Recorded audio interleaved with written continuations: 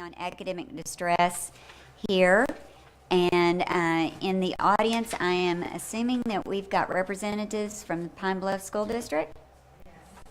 Would you please, let's see, the superintendent is present, Dr. T.C. Wallace. And Dr. Wallace, if you would please introduce your staff and board members who might be here with you today. Yes. Good afternoon. Good afternoon. Joining me is Board President Henry Dabner, who will come and address the subcommittee. Also, we have another board member, Mr. Harold Jackson, who has joined us. And our primary presentation will be with Alicia Smith, who will give the subcommittee an update on the progress since our last meeting. Great. And Dr. Wallace, you provided excellent updates on the 3 schools in Pine Bluff that we will be focused on. We really appreciate that. So we won't need an in-depth report, but we certainly want you to hit the highlights. And we will be brief. Good. Well, and we want you to say what you need to say. Sure. Certainly. And we would never ask you to cut short anything that you think is important. Right. But you did whoever put the reports together did a really nice job. Great. Thank you. Well, my remarks are somewhat brief. I just want to update the subcommittee on the administrative piece of the whole academic distress process. And simply to say that the big piece that we're dealing with now, we talked last meeting about right-sizing the school district. We're continuing that effort, but we've inserted an important piece that has been missing. And that is utilizing state standards to address our staffing issues. So we are now looking at that for all of our schools, and we think that will allow us to become more efficient in how we schedule the buildings and the number of staff that we need, particularly focusing on the administrative staff. So that's a new piece since we last talked. We do anticipate that we will have a second reduction in force after that process has been completed. The other 2 pieces that we're dealing with, we're looking at a systems change in both human resources and how we handle that area, and also how we budget. And those are system changes that are well underway and will be concluded prior to the school year. So those are the big pieces administratively. Mr. Dabner, our president, will give brief remarks from the board's perspective, and that will be followed by Mrs. Smith's presentation. Dabner will come forward. Dr. Wallace? Yes. You'll wait 1 second. Okay. Does anyone have questions for Dr. Wallace? Well, I've got a couple of quick ones. Do you know the percentage of your budget that for personnel? It's close to 80. I do not know the exact percentage. I'd guess maybe between 70 and 80%. Okay. And is someone helping you with your budget issues? Yes.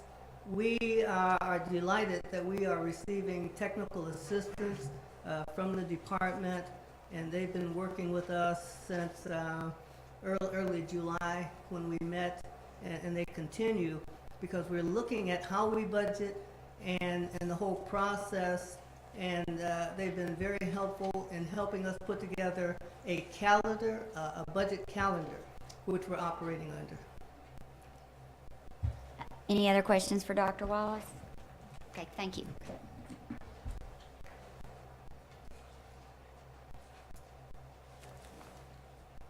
Good afternoon, Board.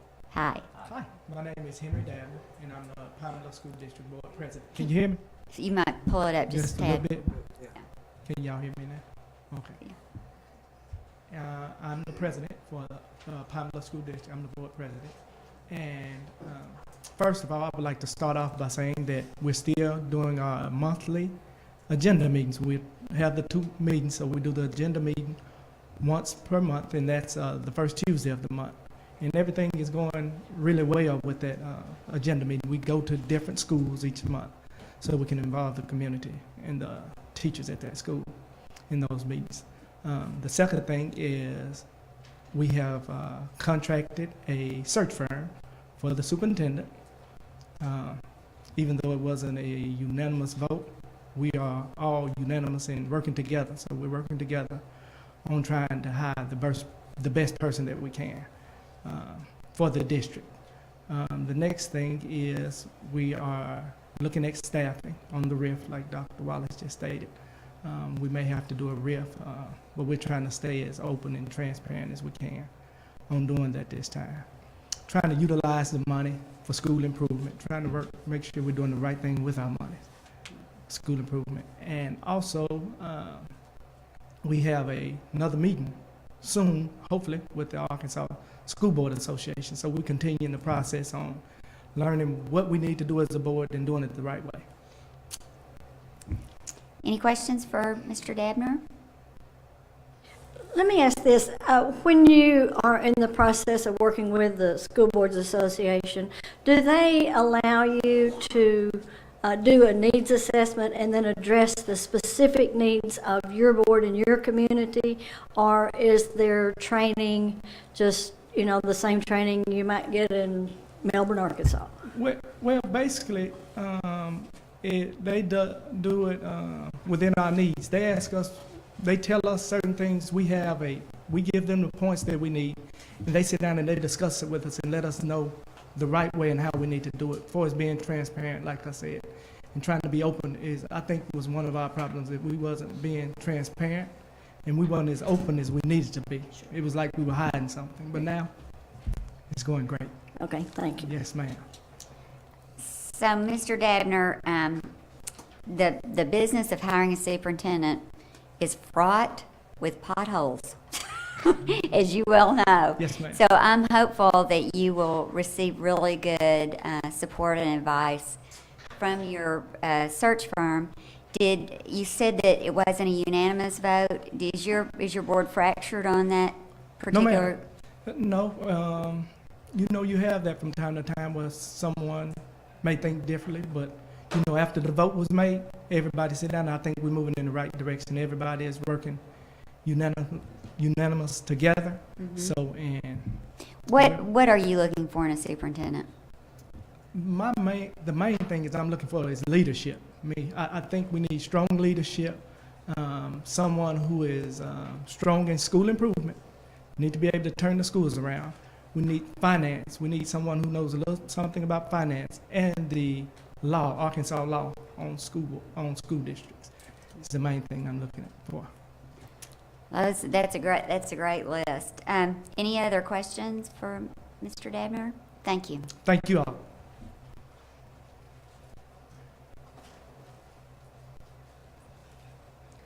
Good afternoon. Hi. So the reports were, yes. Tell us who you are. Oh, I'm sorry. Alicia Smith. I'm the Chief School Improvement Officer in Pine Bluff School District. You said the details and the report were good. So today I'm going to just talk to you a little bit about UVA. We just came back from UVA. We took about 19 people with us. The principals of the academic distress schools, assistant principals, the instructional facilitators, and some teacher leaders went to UVA. The big piece is that we had lots of time and opportunity to talk about the things that we were doing well, and also talk about some barriers that we still needed to work on so that we can improve Pine Bluff School District. The one thing that we talked about was teacher retention.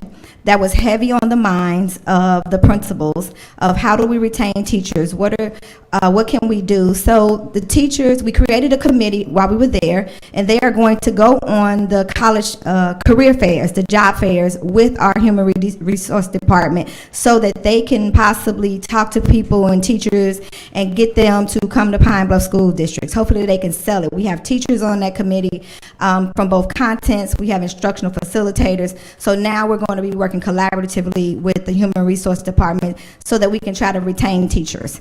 Another thing that was big on our list was professional development through our instructional facilitators. So our thoughts were while we were at UVA is that it would be very nice if we could do kind of a train the trainer so that we train the teachers and facilitators on the things that we want to do as a district, and then they come back and they train the entire school year. So we kind of focus our energy on specific research-based things that we know will turn the district around. For us, we're looking at the RTI process. We have the Kagan structures. We're also looking at differentiated instruction. And we're also making sure that we really look at the delivery of instruction and helping teachers to make sure that they have a strong understanding of their content. And interventions is a big piece for us. So that's pretty much what we focused on at UVA. It was very refreshing, very energizing. Everyone got a chance to really just talk about where they were and which direction we want to go in. You spoke about teacher retention, but you talked primarily about obtaining teachers. And I think the question was the retention, not obtaining. And one of the things I want to ask you is, do you know why teachers are leaving? Do you have a sense of why they're leaving? Do you do exit interviews with your teachers to find out if there's a common theme or consensus as to why they're not staying in the district? I think the Human Resource Department has done some of that, but for us, I think the biggest turnover has been our Teach for America, where they once their 2 years is up, they leave. And so the ones that we can retain from Teach for America, we have, and we have some that are in their third and fourth year, but that is the biggest piece, as I see it, of teachers leaving the school district. So those are most of the teachers that are leaving? Yes. Well, that's kind of the expectation, though, isn't Yes, it? it is. So in their minds, our principals' minds were we should be trying to retain teachers that are going to stay, not just Teach for America teachers. For example, at the high school, we have 4 Teach for Americas, and all 4 of them are leaving out of our English department. So now we're heavily looking for English teachers at the high school level. So their thoughts are if they go out to the job fairs at the different colleges, they may be able to get some people that want to stay in the area past 2 years. So that was the biggest piece. It was obtaining, and retaining. One question I want to ask, there's been some exchange about Teach for America and what the benefit is, in having Teach for America as opposed to having a certified staff. Have you found that they've been beneficial to you as a school district, given your academic situation, or do you find that they are not as beneficial?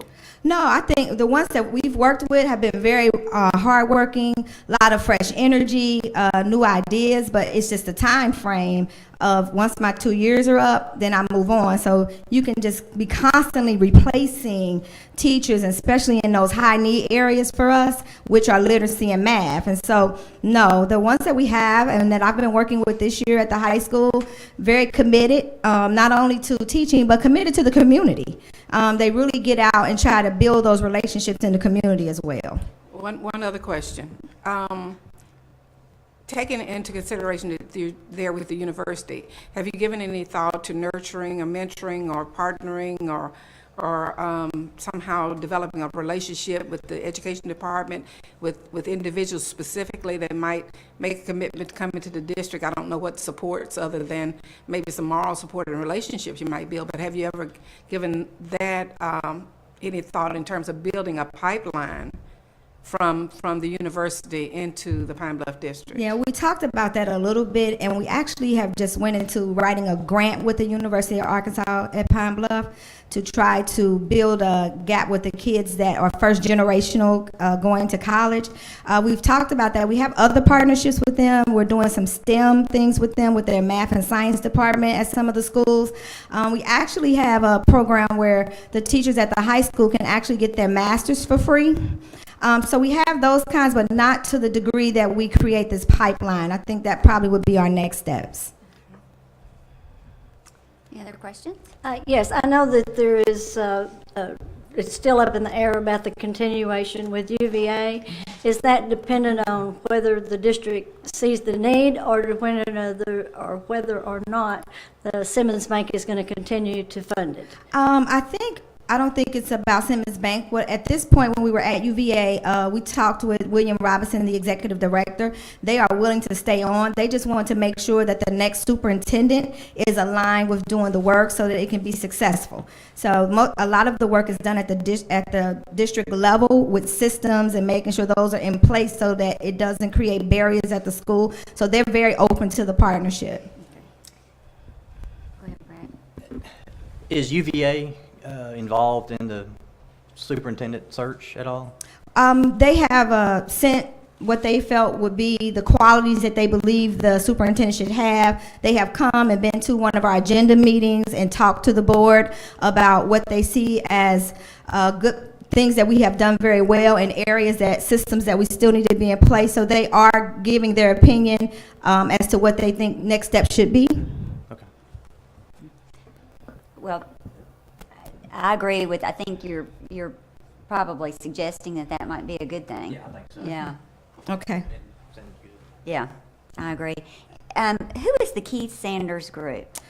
Keith Sanders Group is he's actually someone that worked through UVA, and we met him through that partnership with UVA. And so he actually has a team, and they've been doing a lot with unpacking standards, working with delivery of instruction at 2 of the priority schools.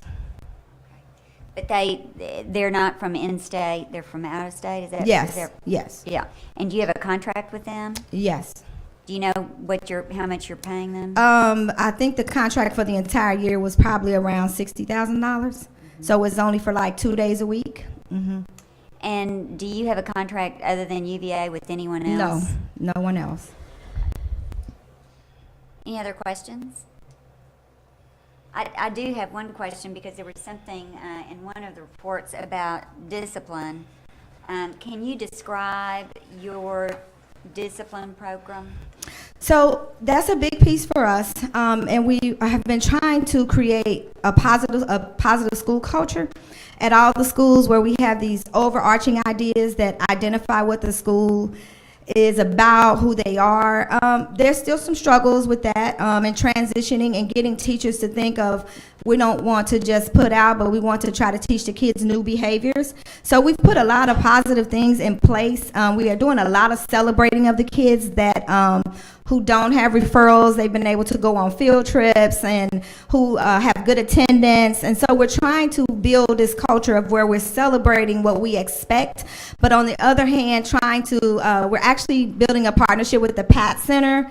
I don't actually know exactly what the acronym stands for, but it's like a psychological piece that we begin to work with kids that are still struggling with the system. We have that working very well at First Ward, so we're actually looking at the other priority schools and creating a system where we look down with kids that are still having 3, 4, 5 referrals. What else is going on? What other kind of support can we give for those kids? But we are really working on that culture and climate piece. We keep hearing anecdotally, but I'm sure Dr. Wild could probably confirm. Is it positive behavior system, positive behavior intervention system? Are you familiar with that? Yes, Yeah. yes. Kind of along the same things as positive school culture, where you set the expectations, you teach the expectations, the kids know what they are, and everybody in the building operates as that, and they're defined, this is what happens, we're going to call your parents, we're going to have a conference with you, just steps to take kids through the process of what the expectation is, yes. Well, that sounds great. It's a work in progress. Some schools are doing much better at it than others because it just depends on the frame of the mind of the educator. Some people are old school and you sit down and you do what I say, and some are more collaborative, like let's have a conversation, what's going on with you today. And with this generation, the what's going on with you is a much better approach than when I was in school, because if they said it, we did it, and that was it. But this is a different generation of kids. But once you get them there, they're respectable, they're lovable, they're fine. But it takes a little time to build those relationships. What do you do for your truant students? We have they'll file a offense on them and they send them to court after they've been truant so many times. But normally at 3 days they get a letter, 8 days you get another letter, and if it continues then we file a offense in court. But we try to get the parents in to find out what's going on before we file anything on the court system. So they're not suspended from school? No. Okay. No. Well, we heard tell of that happening. Oh, Not in Pine Bluff. no. No, we need them there.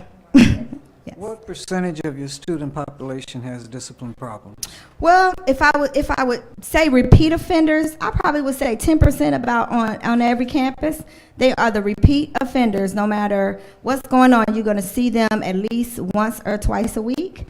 I would say just about around that number.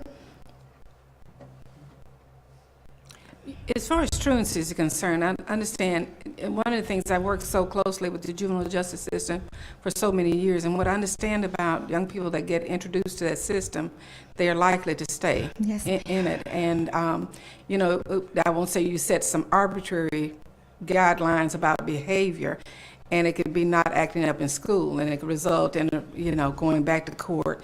And I would just challenge you to, around truancy, to think of some other interventions that you might put in place. I worked with one school district that had all the young people to come in to during the lunch period. They have to listen to me do some groups. Okay.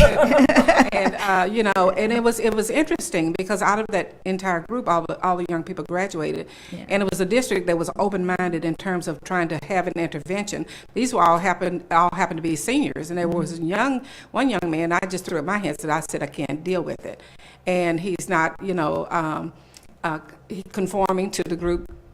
And what needs to be happening.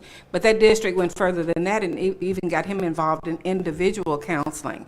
So I say, you know, I know that you've got to address it. I know it can be problematic, but it's certainly when you introduce a young person to juvenile court, usually it's one of those things that define for many of them what will happen in a very large percentage from that point on. You get in, you can't get out because petty things. Yeah. You miss another day at school, you have to go back. Yes. And then so you end up from the FINS, which is families in need of services, into the delinquent part. Yes. And that's an easy transition to make. In some courts, just revocation of your or violation of your rules is a delinquent act. So I just ask you to look at that as I would any, not necessarily Pine Bluff, but any system. And I think that's in place all over the state. But I think it clogs our courts.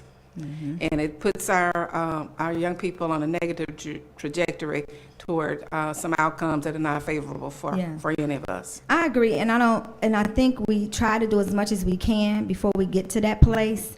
And then sometimes, you know, your hands are tied because you don't know, you know, you're afraid for the kids, what kind of situation they're in. But most of the time, that's almost like the last resort. Where are you at? I mean, we even have people like, okay, let's just go to the home and find out what's going wrong because this is really a good kid. And sometimes there are just situations that are bad that are happening to our babies.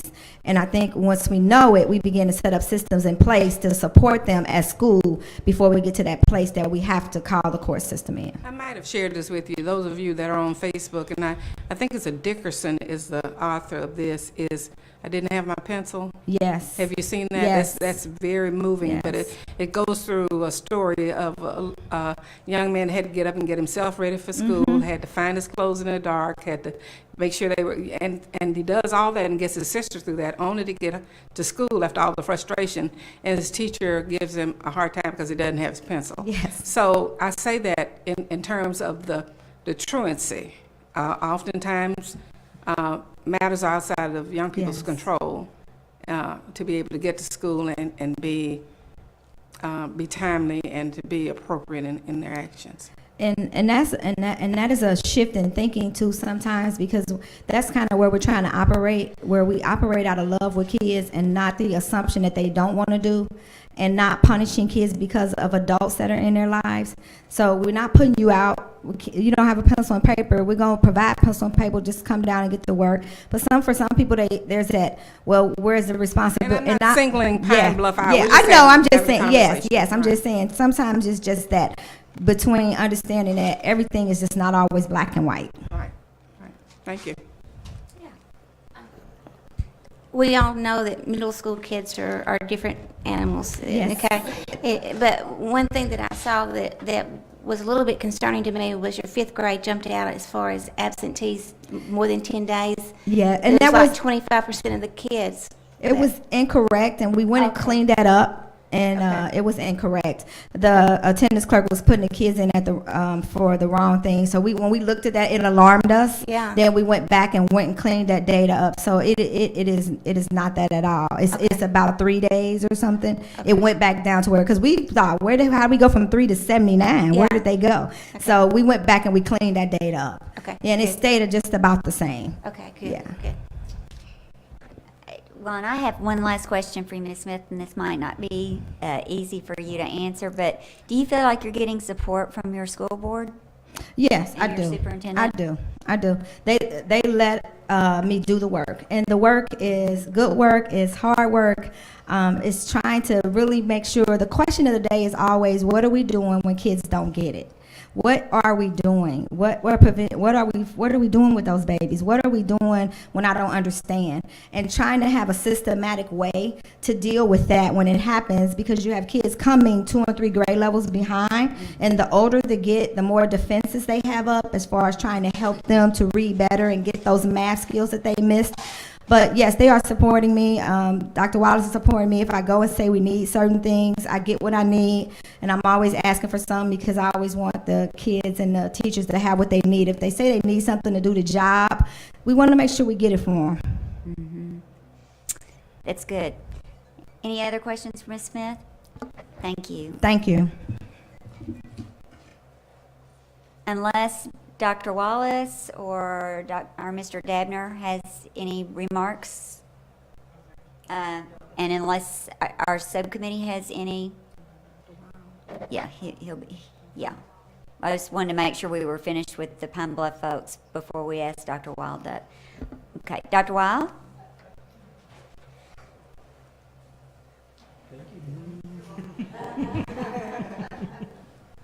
I want to highlight a couple of things. The vote on the superintendent search was a 5-2 vote. Mr. Dabner was one of the no votes. Mr. Dabner's thinking was that they could, as a group, read all of the applications, handle all the work. He was eager and energetic to get the work started, and so it was not a bad thing. It was a discussion about time. And so the majority of the board members felt like that they did not have the time to really do the work that needed to be done. And so when he was saying that, while there might have been some vote difference, there was not a difference in the need and the importance of the hiring of this position. The other thing I would say to that is a person by the name of Andrew Tolbert is the second on that search committee. So we have every confidence that the person recommended or the persons recommended for interviewing will certainly be screened appropriately. The discussion about RIF versus recruitment, okay, that seems like a dichotomy, a discussion of saying we're looking for people but we're going to lay people off. One of the things that they've done proactively is that they've asked staff who was planning not to return. And so as they're looking at, there might be positions eliminated, but that doesn't mean they're not still going to need some staff members. And some of the confusion over last year was because it was done so quickly, they wound up having to hire a number of positions back simply because they did not pay attention to certificates and classes. So it was, they're more methodical, and the board is much more involved and doing more detailed work this year than they were previously. I'm surprised they didn't mention that they have hired school improvement specialists, one for each of the buildings, and that you may want to ask how that's going. From our perspective, they've hired some very quality people. We are providing some background training in terms of the systems and where we're at, so we're doing a transition support, as opposed to us any longer going directly to the buildings. Then we'll be working through their school improvement specialists. Mr.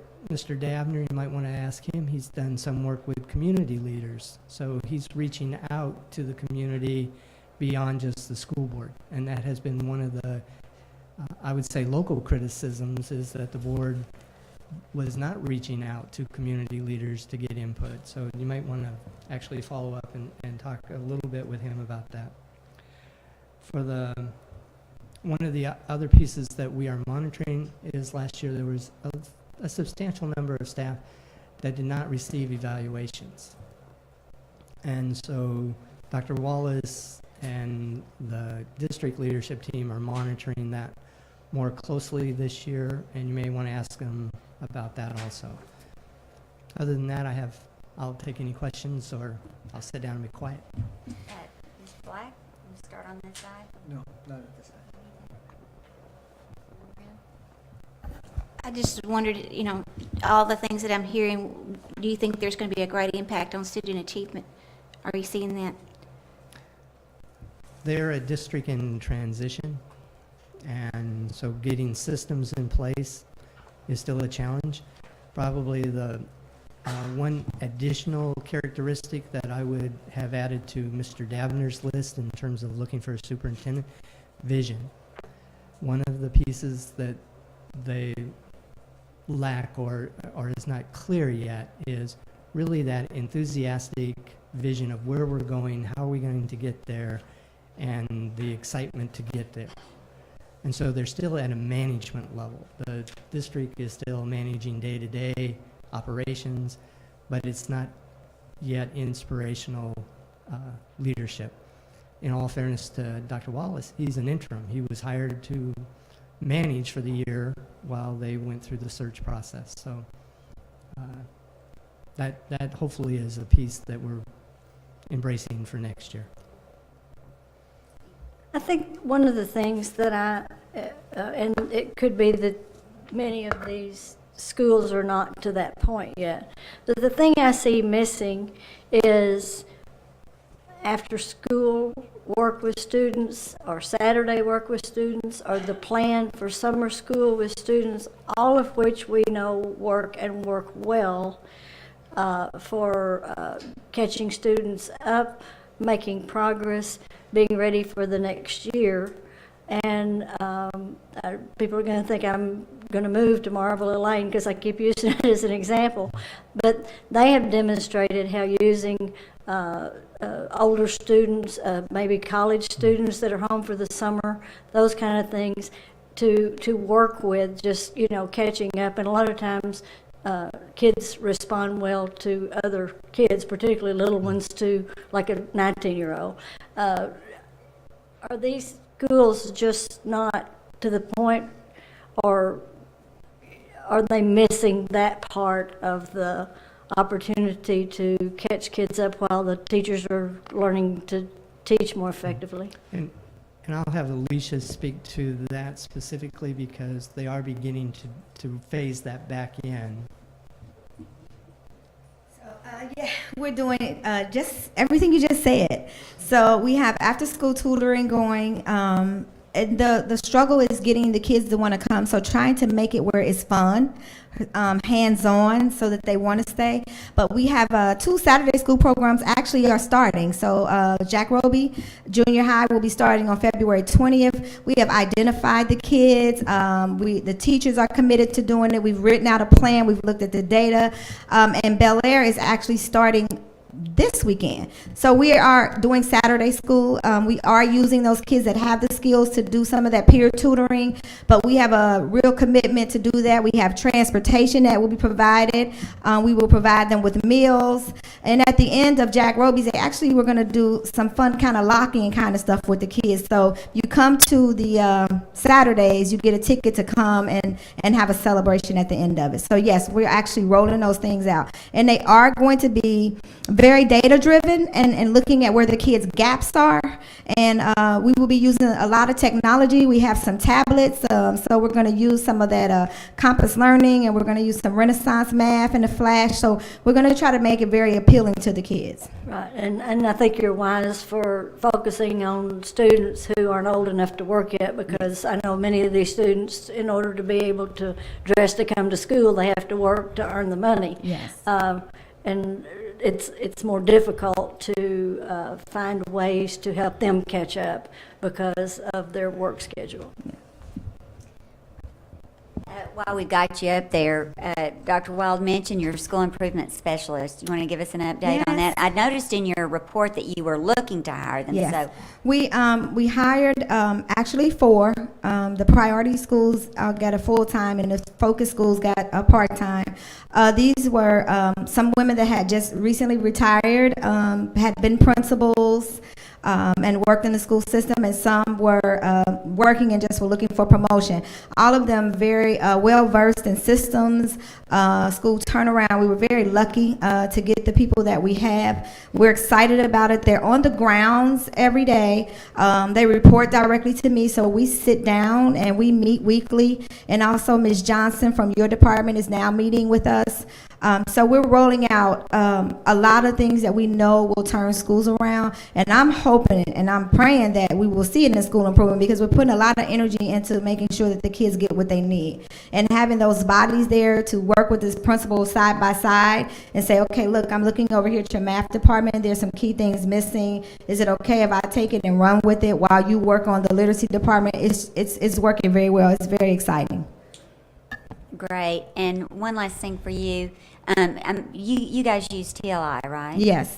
And you feel confidence aligned to... Well, we've been doing a lot of work with TLI to look at the alignment. We have some concerns with some areas that there are some gaps. We're actually looking at a couple of other companies. Dr. Wild did tell us that ACT Aspire will be coming out with some things.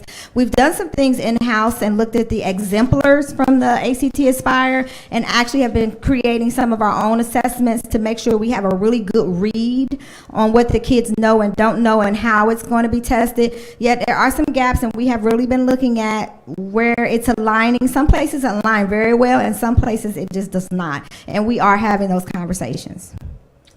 Sounds good. Thank you. Any other questions? Yeah, I for have her? one. Are you seeing enough progress and hope that it keeps you excited, or is it so slow it makes you tired? No.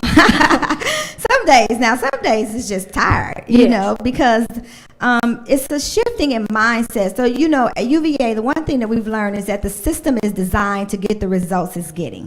So in order for you to get different results, you got to change the system. And when people have been in such a mindset that this is okay, to get them to see that it's really not okay, and if it's really not good for your kids or your grandbaby, if it's not good for them, then what do we need to do to make it good enough for your child to want to come through these doors? So that's the conversations that we're consistently having to shift people's thinking that it's just not okay. We have to take it up a notch, and we have to excite the kids about coming and build their confidence up and make them feel good about who they are. Because when you feel good about it, you do better. You do better. Well, as you continue, I expect you're going to give Quest, Pine Bluff, and Linehouse a run for their money, because kids are going to be flocking to your door. Oh, yeah, they will be. That's the goal. That is the goal.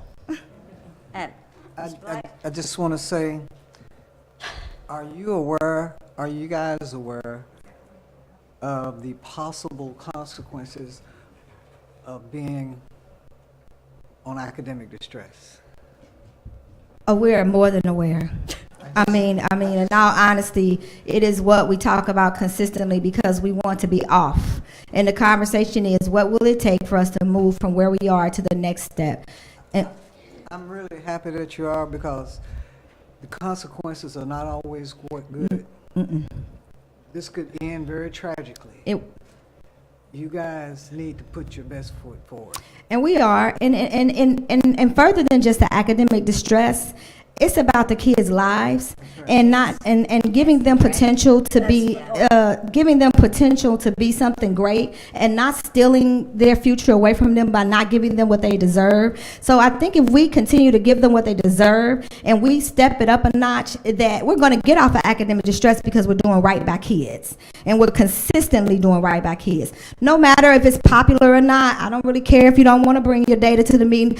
As one superintendent said, in God we trust, but everybody else must bring data. Everybody else must bring data. That's right. So I believe we're trending in the right direction. We have some great people, and we've been talking about, are you in the right seat on the bus? And if people are not in the right seat on the bus, are principals able to have those difficult conversations and say, baby, I may have known your mom, because this is a small town, Pine Bluff. Everybody know everybody. I may have known your sister, but this is not the right seat for you because it's not good for kids. Yeah, good luck. Thank you. That's the days that I'm tired. I understand. And we'll wrap up with Mr. Dabner. Let's see, Dr. Wild suggested that we might want to ask you about your community involvement that you've worked on. Oh, no doubt, be glad to. What I did was I went and I've been visiting with the stakeholders, the Simmons Bank, the Reliance, the mayor's office, and UVA. And I heard Dr. Wild talk about vision. And I know that we cannot move this district forward without everybody coming together and you have one vision. I know, it's been great conversation with the stakeholders. I think that the only way we can move forward is you got to have the business community behind you. And they brought UVA in. UVA has done a great job. They brought Ms. Smith, and I think she's doing a great job. I get to visit the schools regularly just to see what's going on. Go by and speak to kids. You know, it puts a smile on my face when I can go by and talk to kids, and now kids know me, my name, one-on-one. So I think it's working out fine. I mean, the business community has been great, and I had to go by and meet with them to thank them, first of all, for bringing UVA to us, because we needed that. So I don't think the district moves unless the business community and other stakeholders are behind us. Any other questions for Mr. Dabner? No, but I would like to, the staff that's here to be introduced, since they made the trek up here and they've listened patiently and they're doing a lot of hard work. I'm not going to put you on the spot. I think Mr. Wallace, Dr. Wallace. Mr. Jackson. Let's see, That's it. Dr. Wallace or maybe Ms. Smith, would you like to make the introductions? Is there, or is That's it. that's it? Okay. That's it. Okay. Okay, wanted to make sure. Yeah. Okay, well, great. Any other questions for him? I'd say maybe consensus from what I'm hearing from you all is go forth and continue to do good. Thank you. And please don't hesitate to let us know if there's anything we can do to help you, and continue to use the resources here at the Arkansas Department of Education. I can promise you there are none better for you to have on speed dial. So Thank you. even if they may not even have a speed dial thing anymore. Well, that's okay. I can have Dr. Wild, and he has been great. He has been great. I think I worry him to death. I call him every day but Monday. Yeah. Yeah. So. Well, I appreciate that, and appreciate him for answering your phone calls. But anyway, hang in there, continue the good work, and thank you for coming. We appreciate you. Thank you all. I move that we adjourn? No. What else? We need to approve the minutes from our last meeting. Do I have a motion to approve minutes? I move that the minutes from our last meeting be approved. Second. All in favor? Aye. Opposed? Okay, that motion is passed. And Ms. Kaufman, do we need any kind of a motion from this meeting? No, but you have another item. We've got a report. Oh my gosh, I thought we already did. Okay. It was just, this was to give the subcommittee an opportunity to say if you wanted any changes as we're moving ahead. We're beginning to plan reports for next year, starting to look at the processes. And so it could be a rhetorical question for today, but we just wanted to get that before you to say, are you beginning to get the information you need? And to realize that we are starting that process of taking a look at next year. Also wanted a little time to let you know that there are some compliance requirements within the waiver. One of those compliance requirements is about the priority schools having locally hired school improvement specialists. And we have a couple of districts that are dragging their feet and resisting. And so Ms. Barnes has once again dispatched me to the districts and to have serious conversation so that the commissioner can hear about how inappropriate I was. But the Sure, he intent, won't be surprised. just wanted to give you a heads up. We will be bringing a report to you just in terms of some minor compliance items. And if anybody truly ends up being resistive, then we would be letting you know that too. Right now, part of it is misunderstanding, part of it is board and superintendent disagreeing over who should be hired for the position. Mm-hmm. And so again, not to name names, but to just suggest as we release districts from state authority, that we probably do need to figure out a way to require more training of the school board and more follow-up of the school board. We were just having that conversation. And I think if your team had interaction with the School Boards Association about the kinds of things that you see occurring from district to district, so that they can either design or go out and find something that addresses that, because And we are, and we've actually done a couple of joint trainings together. right, okay. You know, one thing you asked about ideas on the form, I always just almost automatically go to the section where you or your folks have commented, if that's appropriate on the different forms, or what the current realities are, because so much of the other reporting is the same for every school or district, but as much reflective work on what's really working, what's not, what they need to improve on, really, and also the data on absenteeism and the number of years below grade level has been so enlightening. And I think it's great for them to have to look at that as well. Right. So anything else like that? And I think it's important when you take a look at that specific data on students behind and looking at the number of schools that are academic distress that are high schools in comparison, it's really a feeder pattern problem. It is not simply the high school's problem. And addressing just the high school will not solve the problem. And it's a naive approach to want to just put some resources at that school. That's not going to solve their problem, and trying to get them in the mentality to change, the thinking to change. There is one more thing I'd like to do. Pine Bluff and LaSonia Johnson. LaSonia,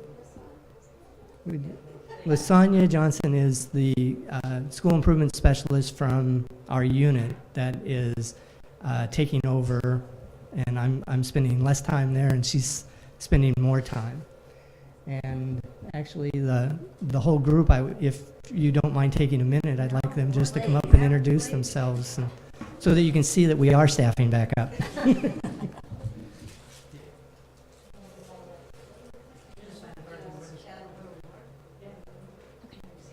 I'm Tia Frazier, and as far as academic distress goes, I I serve Pulaski County School District and work directly with Wilbur D. Mills and Harris.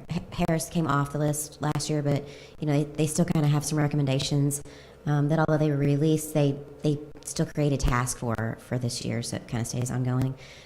So I also work with, that same goes for Jack's High. They were on and then off, but still those recommendations were kind of lagging onto this year. And then Jack's Middle, who is brand new to everything, because they're first year priority and their first year academic stress.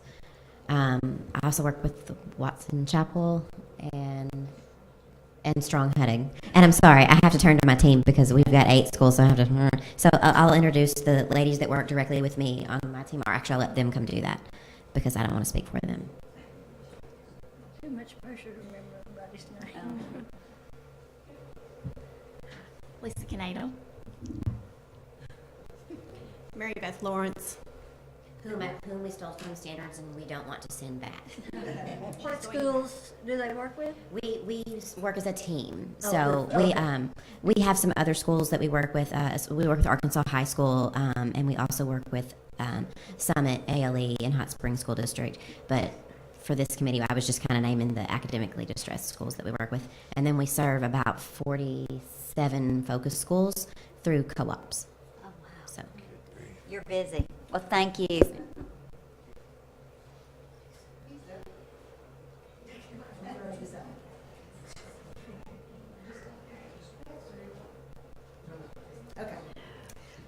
I'm Jamie Hickman again. I work with, let's see, academic distress priority. I work with Helena, West Helena, and the 3-4 city schools. The other priority schools I work with are Earl and Marvilla Lane, and the 2 schools at Lee County. Actually, there's 3, but the 2 elementary schools have combined their leadership team into one leadership team, and they call it Anna Strong Whitten. And then my team, this month, my team varies from quarter to quarter. I tell my people, this is who I have this time. Because Misty was on my team in the 3rd quarter. Go ahead. Judy Foote. Nice to meet you all. We also have a new member, Dr. Robert Brewer, who is off this afternoon, and he joined us at the end of December. And we have, 17 focus? That's your focus.